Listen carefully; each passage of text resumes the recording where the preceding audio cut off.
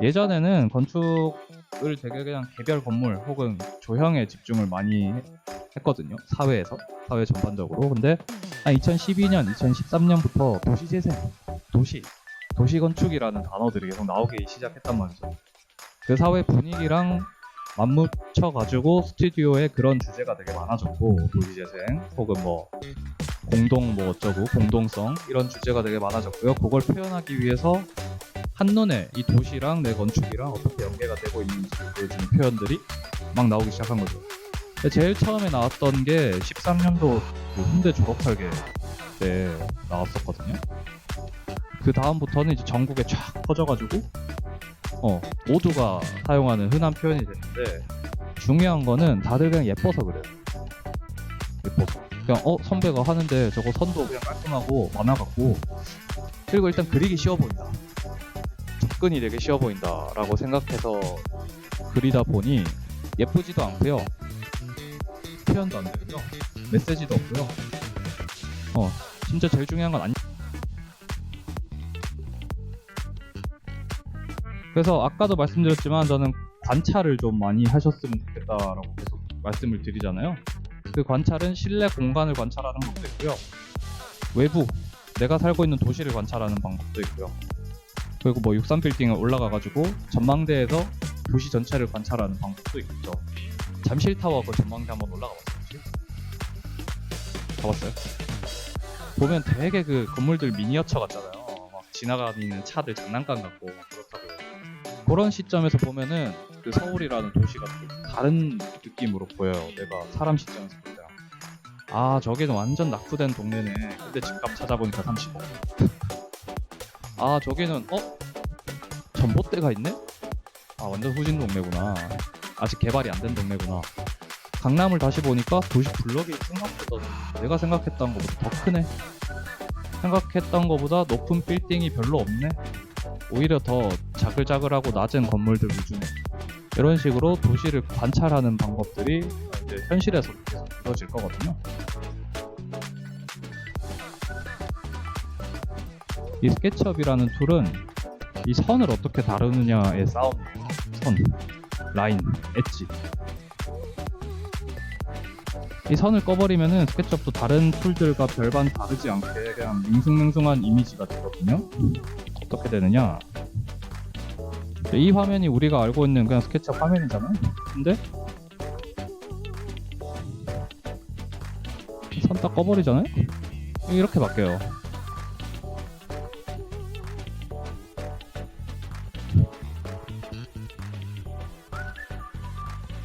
자, 저 요소들은 어차피 단면할 때 또 설명을 드려야 돼서 여기 이 정도까지만 좀 보고 가겠습니다.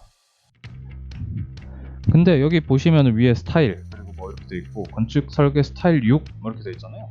밑에 설명이 이렇게 돼 있고, 기본 면 색상, 뭐 프로필 가장자리, 발표 어쩌고. 이게 왜 저렇게 이름도 있고 설명도 있을까? 스타일이 많기 때문이죠. 프리셋이 많아요. 스케치업에서 기본 제공하는 일단 프리셋들이 되게 많다.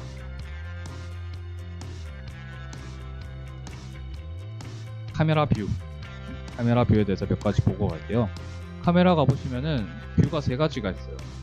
하나는 패러렐 프로젝션, 하나는 퍼스펙티브, 그리고 또 하나는 투포인트 퍼스펙티브. 이렇게 해서 세 가지가 있는데, 패러렐 프로젝션 이건 언제 쓸까요?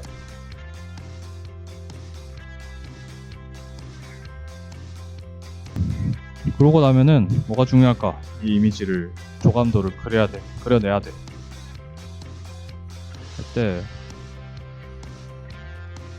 어떤 요소로 어떻게 채워야 될지 그런 것들을 이제 좀 알아내야 되잖아요. 저는 그래서 한 6가지 정도로 구분을 좀 해놓고 여러분들한테 항상 말씀을 드리거든요. 근데 그 중에서 제일 중요한 건 저는 1번, 2번인 것 같아요. 그리고 4번.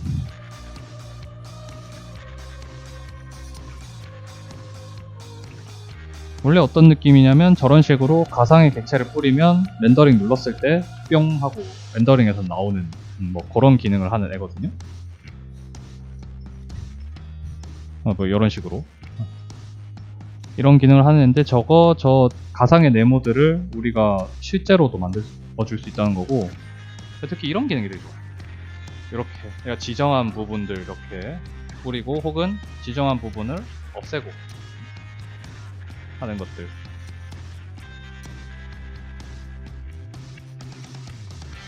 제가 작업 소스들을 여러분들한테 준비를 좀 해서 드렸어요. 뭐 열어보신 분도 있고 아니신 분들도 있을 거예요. 제가 그냥 평소에 쓰던 것 중에 뭐 지금 버전은 아니고 좀 컷아웃해서 옛날에 쓰던 버전들을 드린 거거든요. 사람, 나무, 그 교통체계. 교통체계는 뭐냐? 근데 자꾸 그 뇌정지가 와가지고 그 단어가 자꾸 생각이 안 나. 표지판, 그리고 뭐 신호등, 이런 것들 한국에서 쓰는 것들 제가 모아놨어요. 외국 것들도 되게 많지만 한국에서 쓰는 것들을 모아놓은 거라서 이렇게 보시면 되고요. 사람 같은 경우에는 뭐 이래요. 뭐 이런 실루엣 허여멀건한 사람, 까만 사람, 색칠돼 있는 사람, 아니면 디테일한데 색칠은 안 돼 있는 사람, 이런 식으로 좀 구분을 해서 준비를 해놨거든요.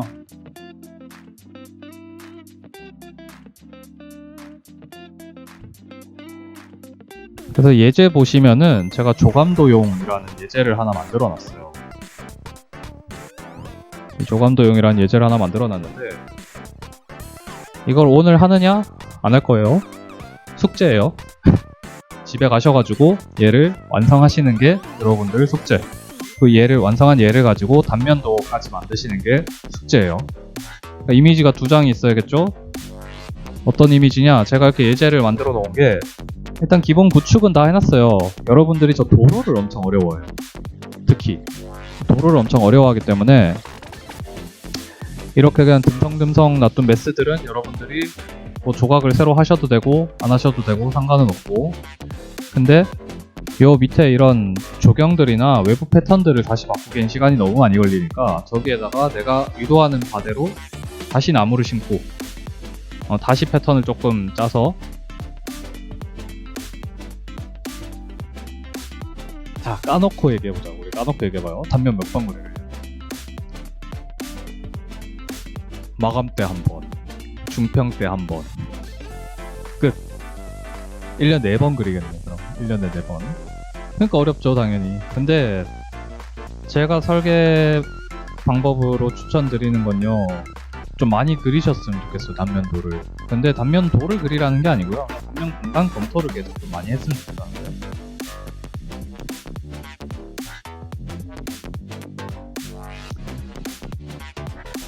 자, 우리 이 도구 모음 잠깐 가볼게요. 도구 모음 잠깐 가시면은 이 레이어 판넬이라는 애가 있을 거예요. 이 레이어 판넬이라는 애의 역할은 우리가 기존에 되게 쓰기 어려웠던 레이어 창을 되게 쉽게 쓸 수 있도록 전환시켜주는 애라고 보시면 돼요.